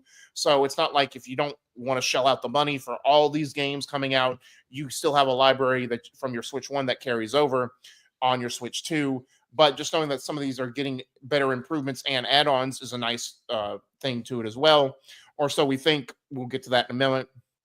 One big thing that I wanted that I have a list that I was really impressed by, that I think is also a huge win for Nintendo, is third-party lineup. Like they had a bunch of third-party publishers there. Obviously, getting From Software Dusk Bloods exclusive was huge, but Wii and Wii U struggled to get third-party partnerships, especially Wii U because it was a trash console.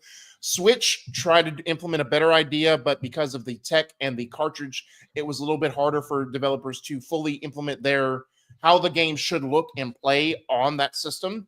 But they did do a better job on Switch 1 of getting better third-party support. But this one, like getting this most of it at launch is huge. So let me read you off the list. Bravely Default Flying Fairy HD, which will be a launch day game.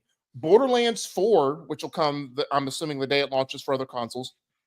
Now, this one, I want to throw a correction. I don't remember reading this off. Maybe somewhere, maybe I missed it, but Cyberpunk 2077 Ultimate Edition on launch day is huge. I did not expect Cyberpunk to be coming to the Switch, but getting that graphically insane game is it looks good, hit. Dude. And they showed it. That part, and another game we'll get into here in a minute. But getting that and it was running fine was a huge get, and it was insane that we saw that. Daemon X Machina, Titanic Scion, which will be September 5th. Deltarune, which is all 4 chapters. Like chapters 3 and 4 will launch the same day, but you'll also get chapters 1 and 2 with it on launch day. EA Sports Football Club, the soccer game. Elden Ring Tarnished Edition, which I'm wondering if that will include the Erdtree DLC or not, but still having Dusk Bloods exclusive and then getting Elden Ring, a Game of the Year winner, on your system is also a huge get. Madden's also coming. Right. It's listing in alphabetical order. So okay. Sorry. Well, then we have Enter the Gungeon, which will be no release date yet. Hades 2, which will come this year. Hogwarts Legacy, which is doesn't have a release date, but that's also huge.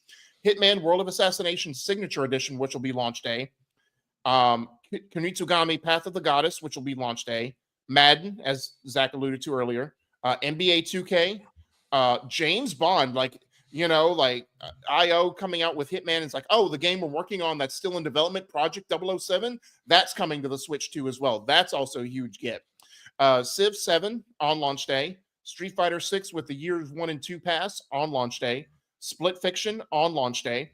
Starseeker Astroneer Expeditions sometime next year. Survival Kids launch day. Reanimal, which is to be determined. Tony Hawk's Pro Skater 3+4, which will be coming out summer Q3 of 2025. WWE 2K and Yakuza 0 Director's Cut on launch day. Derek, you forgot the best game of all time. What? Star Wars Outlaws. That I didn't see that, and they also have. I saw that, and I was just, my heart sank. I'm like, why did y'all have to give Ubisoft? Yeah, Ubisoft coming on.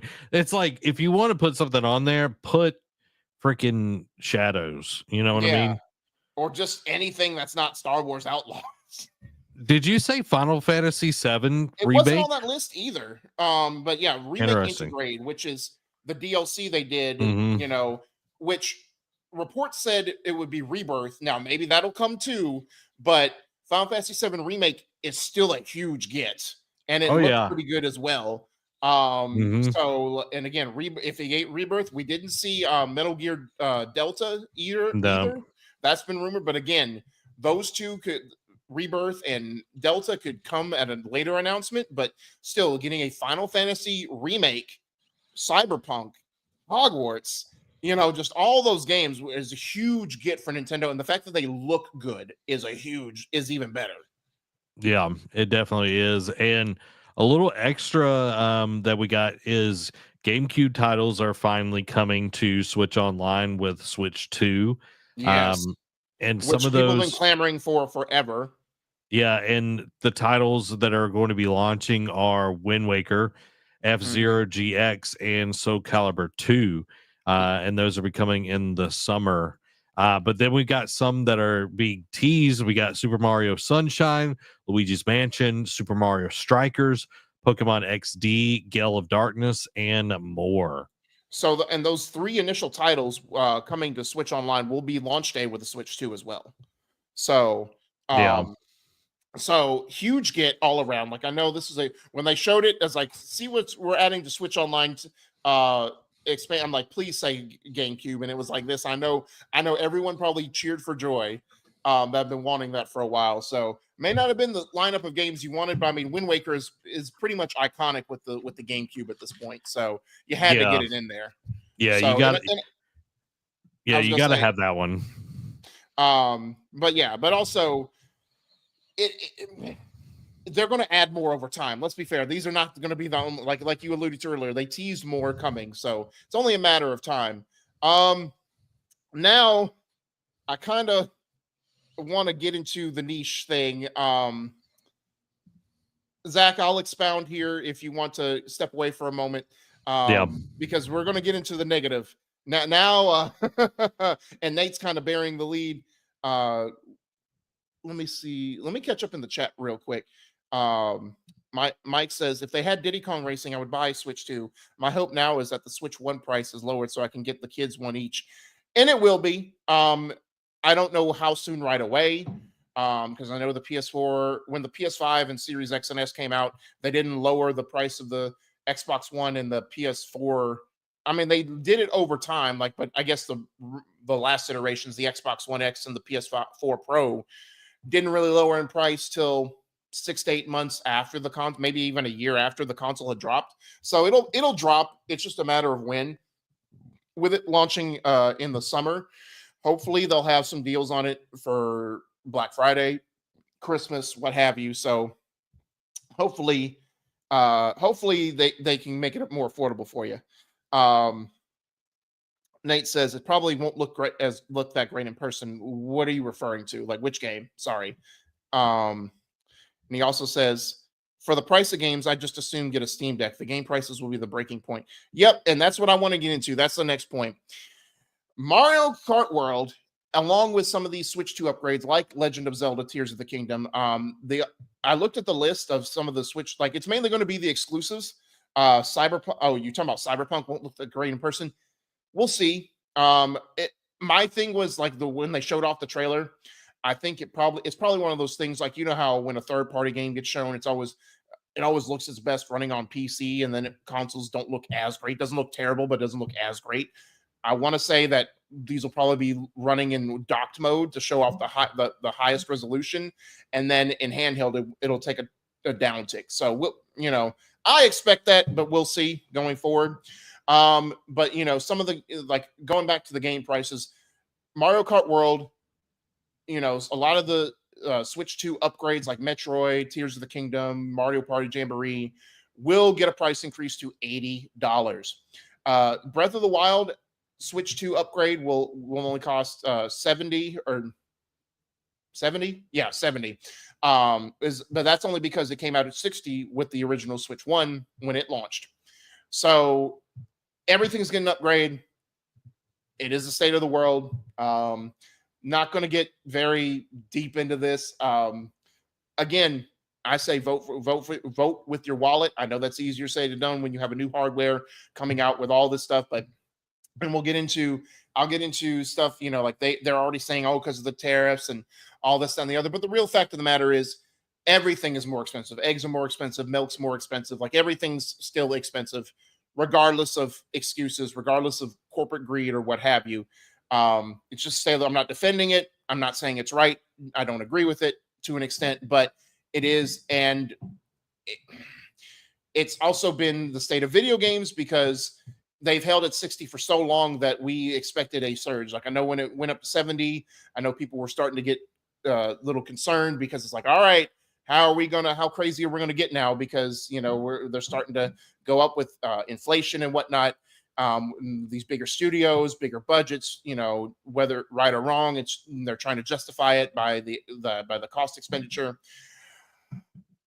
But also, and I saw something posted on a forum earlier today that said, like, that showed back in the 64 era, like game prices then versus what Nintendo was selling them for. And Nintendo has always been kind of the outlier for for always being a little bit more expensive, because their thing was, oh, we're the only place where you can play Mario, Zelda, Pokemon, Donkey Kong, what have you.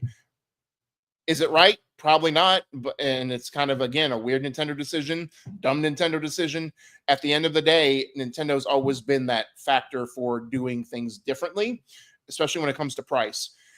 The other thing is, like, now this is going to open the floodgates for other developers like Ubisoft, like definitely GTA now, with the rumors speculating that it's going to be $100.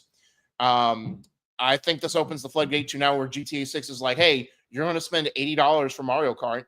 You're going to spend $80 for an upgrade of Tears of the Kingdom, the same game with just a little bit extra content for $80. Why not spend $100 on a game that you're going to be playing for hours upon hours upon hours upon years, spending even more money with the shark cards for the online mode? Just pay the $100, like, because we can, because we're Rockstar, because we're going to do it. I think that's going to be the bigger get here, because GTA has been just kind of waiting. That's why we haven't gotten a release window. I know they keep saying that they're going to launch this year, but who knows if that will happen. I think they've just been biding their time, seeing it's like, oh, we've got a new console launch on the horizon. We're hearing rumblings that Nintendo might increase prices. Let's see if they do it.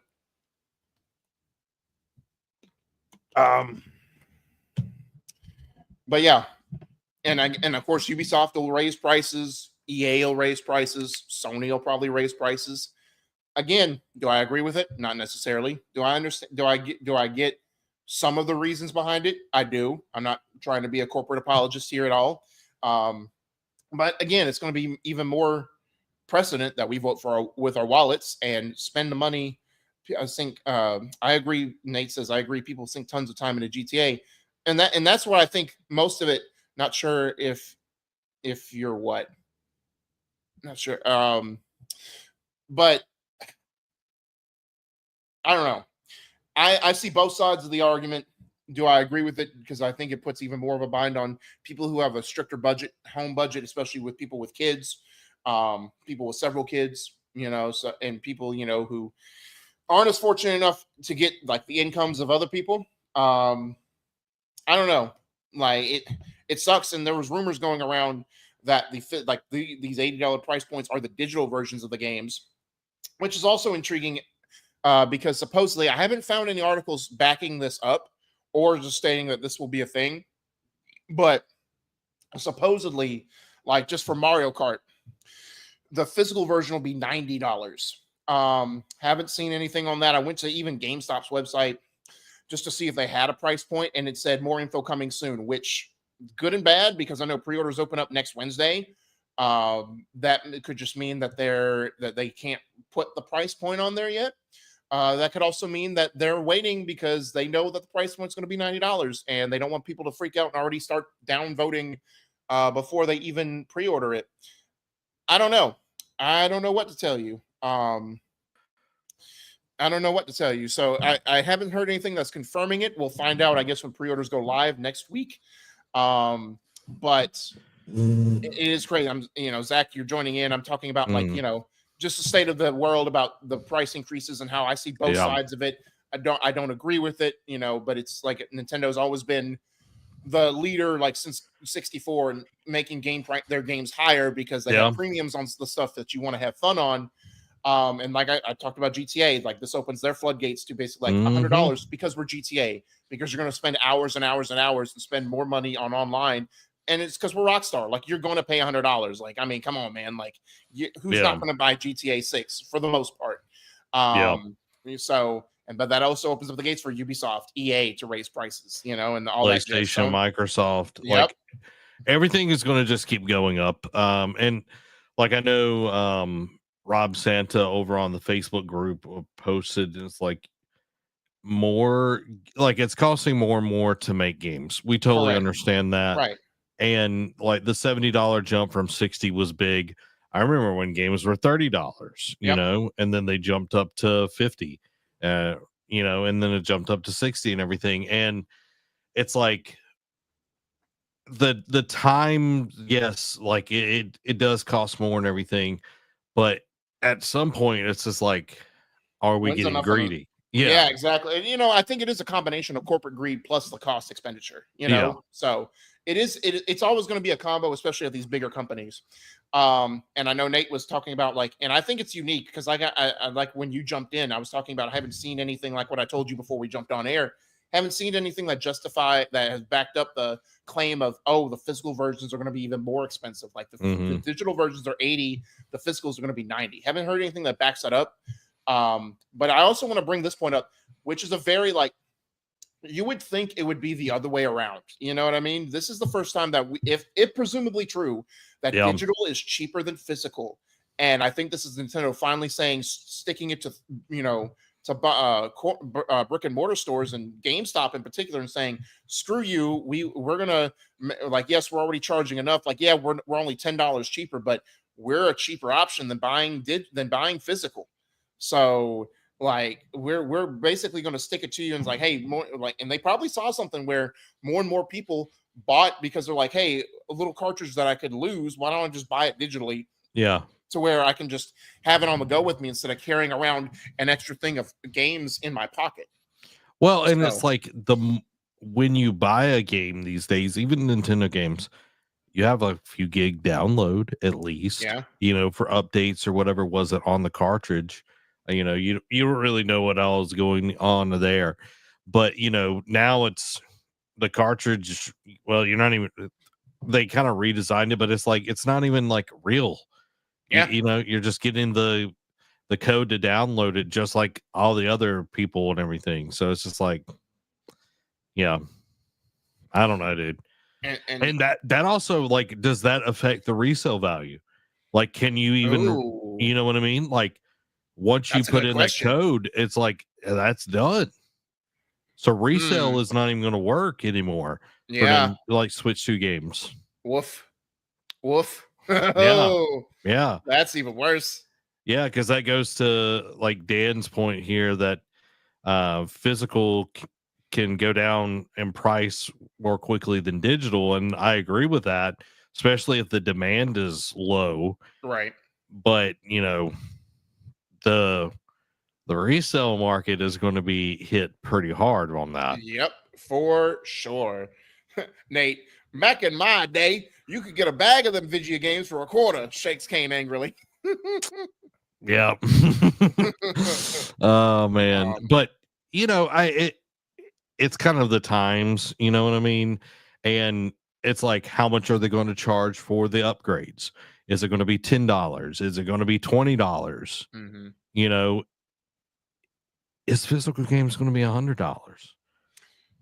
I mean, it's possible. I mean, this now that Nintendo's pretty much dropped that coin in the bucket, it's anything's possible now. Like I was saying while you were gone, it's now more than ever you got to vote with your wallet. Vote and because people don't have, some people with multiple kids or just a kid now or a kid or kids and aren't blessed with that same income as other people. It's now more than ever you got to make sure you know what you're buying and you want to buy and you're going to invest in what you buy. Yeah, it's just kind of crazy. And I know I don't know if you brought this up, but Nate was talking about for the price of games, I'd just assume get a Steam Deck because the game prices are going to be the breaking point. Right. And that's one great thing about Steam is they do sales all the time, and where games are literally a few bucks.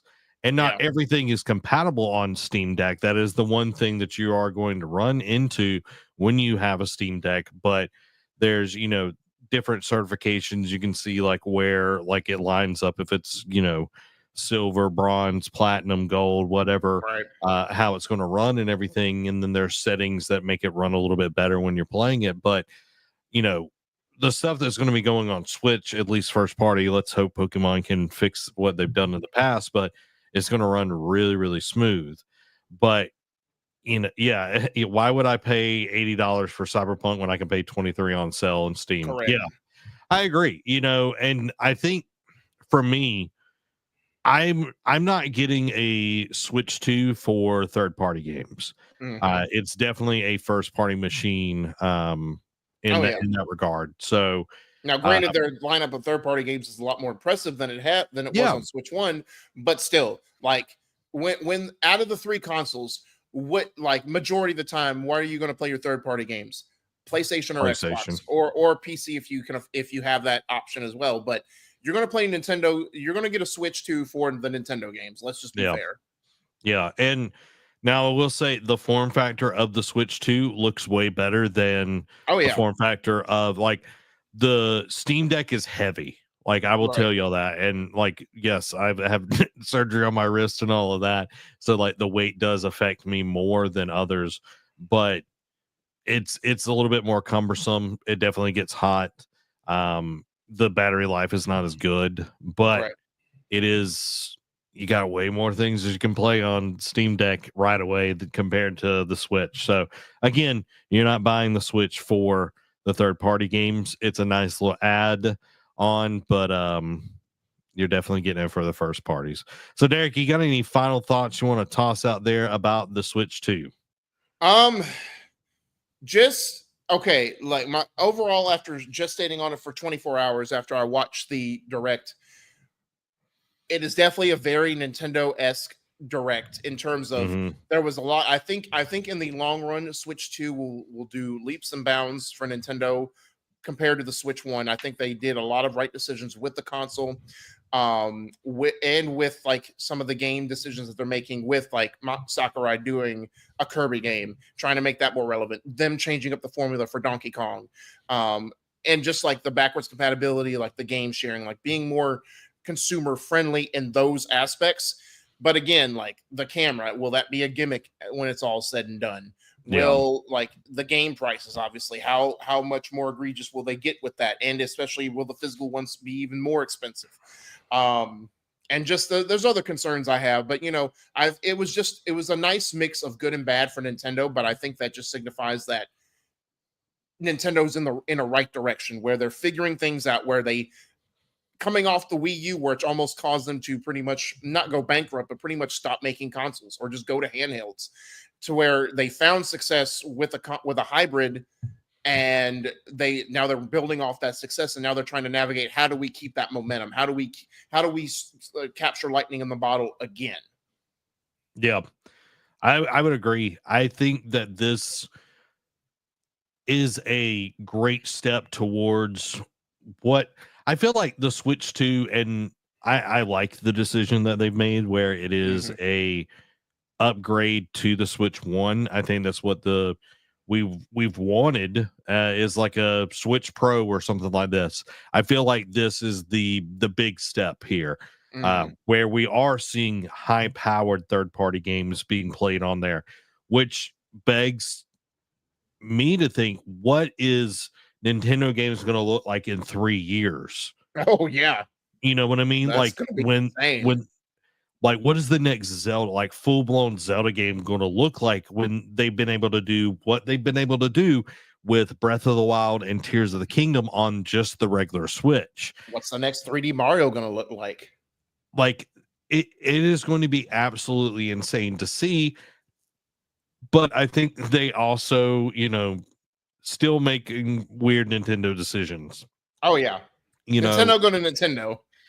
But overall, I think this is a great thing. The price for the console is not too bad. No. The games is where I think a lot of people are concerned, and the more gamers that I've talked to in the last few days that are even hardcore Nintendo fans are like, yeah, I'm waiting on it. Yeah. So that tells me a lot, where, just like Nate said, it's like I've got a kid. I've got to, think about this and that and the other. And it's like, that makes total sense. And it's like, if you've not played all your backlog on the Switch 1, no reason to get the Switch 2. Exactly. So Derek knows all about those backlogs, everybody, but I am excited for it. I think it was a solid presentation. And I think if they add some more big third parties, like if they got Monster Hunter on there, I think would be big. Not just I'm kind of surprised that wasn't a kill, like, because again, another quick hit. Monster Hunter's already sold 10 million copies in a month, so I'm surprised they didn't want to capitalize and just say, hey, we're coming to Switch too, but I digress. They might, but right now it runs like crap everywhere. Yeah. So other than like maybe PlayStation or something like that, but on the PC, I know it runs like crap. So, but yeah, only time will tell what other crazy things we'll see on the Switch handheld. But guys, it's time for the Patreon Quick Hits. And the Patreon Quick Hits, of course, are brought to you by our wonderful patrons. So go and support the Nerd Cave by getting your very own Nerd Cave membership to help us continue to make awesome shows just like this one and Eat Sleep Anime. So become part of the ship, part of the crew, and become a wonderful patron and help this 1.5 person business continue to grow. Derek, it's time for the Patreon Quick Hits. Starting off, a System Shock 2 remake could still happen despite Night Dive Studios issuing a remaster in this upcoming June. Following that, Night Dive Studios is ready to work on remastering games from the PS3 and 360 era. Talking about weird decisions, Cristiano Ronaldo is joining Fatal Fury City of the Wolves as a playable fighter. Sucker Punch reveals more story details for Ghost of Yotei and reconfirms the 2025 release window. Assassin's Creed Shadows reaches 3 million players and over 40 million hours played since its launch. Following that, Shadows team actively looking at an even tougher difficulty mode. Ubisoft has created a new subsidiary alongside Tencent for its Assassin's Creed, Far Cry, and Rainbow Six franchises. Following that, Ubisoft will use the Animus Hub to connect a present-day story with its historical settings, says Assassin's Creed brand lead. Following that, Assassin's Creed live-action TV series at Netflix is still in active development. WB reportedly shelves Hogwarts Legacy Director's Cut and expansion. Boo hiss. Naughty Dog has reportedly been working on an unannounced game for 3 years with Sean Eskeg at the helm. CD Projekt Red reaffirms its commitment to cutting-edge single-player games. Zombie Army VR sets its release date for May 22nd. Warhammer 40,000 Space Marine 2 support isn't ending despite news of sequel in development. Black Desert Console Edition is ending last-gen support and transitioning to current-gen consoles, so it'll be mainly focusing on PS5 and Series X and S support. Shuhei Yoshida says Japan studio was closed as PlayStation bosses didn't want AA games. Wrong move again. Yep. Shuhei Yoshida suggests Sony needs to change their way of thinking and move away from cutting-edge graphics push. The Legend of Zelda movie sets its release date for March 26th of 2027. Shuhei Yoshida also says Nier Automata revived the Japanese games industry and convinced it to stop chasing overseas trends. Riot confirms League of Legends fighting game 2XKO will have just 10 playable characters at launch. Sea of Thieves collabs with Destiny 2 for a new crossover you never thought you would see coming. Path of Exile 2 dev details huge Dawn of the Hunt content update and new Huntress class. The Backbone launches Xbox-themed mobile controller, will include dashboard button, and comes in translucent green. Xbox-branded handheld teased by Asus.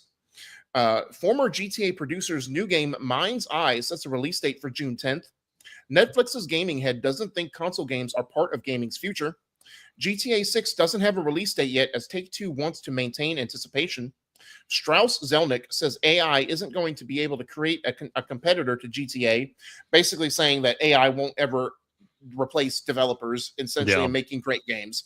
Onimusha Way of the Sword is about 20 hours long and will not be connected to the previous entries in the series. Monster Hunter Wilds has sold 10 million copies in just 1 month after release. Great. Following that, Wilds' roadmap includes Title Update 1, which launches tomorrow. It'll be followed by Festival of the Accord Blossom Dance and Arch-Tempered Radau. Rumor, Starfield PS5 release could happen in 2025 alongside a second expansion. The Last of Us is now reportedly getting a mystery special edition on PlayStation 5, but what it is remains unknown. Following that, HBO's The Last of Us Season 1 is now available in American Sign Language. Craig Mason says there's no plans for The Last of Us prequel or spinoff show. Let me add an addendum. Yet. When that money be flowing. Exactly. The Last of Us Part 2 Remastered is Steam Deck verified. Embracer Group's Eidos Montreal studio announces layoffs, letting 75 devs go. Helldivers 2 players are heading back to defend Malevelon Creek. Adamfall hits 1.5 million players and makes it Rebellion's most successful launch in its 32-year history. Elden Ring Night Rain unveils its archer archetype, Iron Eye. Tekken 8 Season 2 isn't going down so well with players as even the pros are disappointed. And lastly, a weird one, BAFTA has named Shenmue as the most influential video game of all time. No. Nah.